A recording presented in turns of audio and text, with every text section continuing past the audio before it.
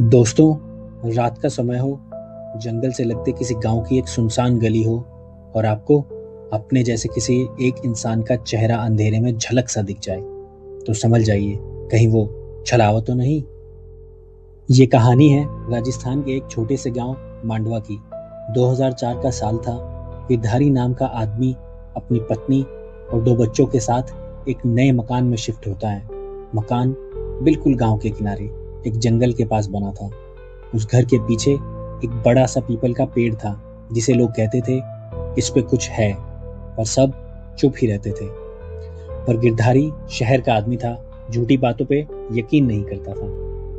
2 दिन के बाद गिरधारी की 10 साल की बेटी, जिसका नाम खुशी था, रात को बोलती है, पापा, कल एक छोटी सी दीदी मेरे कमरे के बाहर खड़ी थी। उसने बोला मैं यहीं रहती हूँ। गिरधारी हंसता है, पर उस रात बिस्तर के नीचे से किसी के दांत चबाने की आवाज आई। खुशी ने देखा एक छोटी लड़की जमीन पर बैठी रोती दिखाई दे रही थी और फिर अचानक वो गायब हो गई। अगले कुछ दिनों में सब कुछ अजीब होने लगा। अलमारी से कपड़े खुद गिरने लगे, दीवारों पे मिट्टी के हाथ के निशान बन जाते थे और सबसे ज्यादा डरा देने वाली बात, रात को 2:05 पर हर रोज घर की घंटी बजती थी, पर दरवाजा खोलने पर कोई नहीं होता था। एक रात गिरधारी की बीवी सरिता देखती है कि उनका बेटा बाथरूम गया है, पर जब उसने बिस्तर की तरफ देखा तो बेटा तो वहीं सोया था। बाथरूम में कोई और था, एक आदमी, लेकिन उसके पैर उल्टे थे। सरिता चीख मारती है, पर वो आदमी दीवार के अंदर गायब हो गया। उस रात के बाद सरिता सिर्फ एक ही लाइन बोलती रहती है, वो रूप बदल लेता है, वो रूप बदल लेता है। गिरधारी ने गांव के पंडित जी को बुलाया। पंडित जी ने घर के अंदर पहला कदम रखा और तुरंत बोला, ये छलावा का वास है, रूप बदलने वाली आत्मा।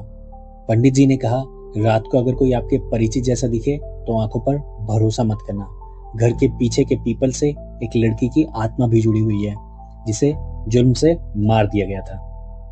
पंडित जी ने कहा, इसके लिए एक बड़ी पूजा करनी होगी। उन्होंने पूजा की तैयारियां की, लेकिन पूजा की रात 3 बजे बिजली चली गई।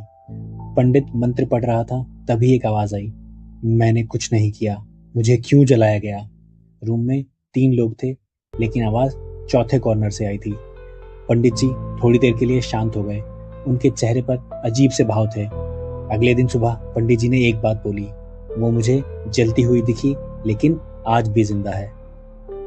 गिरधारी और उसका परिवार वो घर छोड़कर वापस शहर चले गए, लेकिन आज भी मांडवा के लोग कहते हैं उस घर के पास से अगर किसी अपने जैसे इंसान की परछाई दिखे